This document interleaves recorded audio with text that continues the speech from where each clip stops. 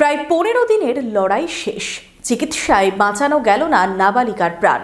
খড়গ্রামের মর্মান্তিক ঘটনায় শোকের আবহ বহরমপুরে। খড়গ্রামে চুরিগ্রামে ঘটে যায় মর্মান্তিক দুর্ঘটনা। গ্যাস ওভেনে রান্না করার সময় অগ্নিদগ্ধ হয়ে যায় এক নাবালিকা।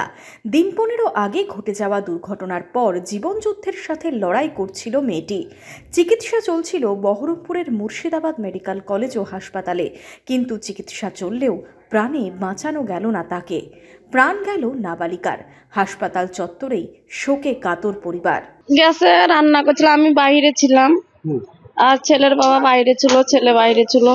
মেয়ে সকালবেলায় আমি বললাম মা তরকারি করে দি, তরকারি করছিল, দিয়ে এবার ডাইরেক্ট রান্না করে গ্যাসে ধরেন চাদর গায়ে দিয়েছিল। এবার ছেলেকে আমার ধরে ফেলাইছে, ছেলে আমার রাস্তা দিয়ে তখন ছুটে ধরে বেড়াইছিল। দিয়ে তখন লোকে তো ঘুষা মুছা করা জল দিয়ে করেছিল, যে ছেলেকে আবার হসপিটাল নিয়ে তখন ধরে চলে এসেছে গ্রামের লোকে। কতদিন আগে 7 তারিখ হয়েছে, 7 তারিখে মারা গেল আজকে একটার সময়। বহরমপুর থেকে রামচন্দ্র বিশ্বাসের রিপোর্ট, মধ্যবঙ্গ নিউজ।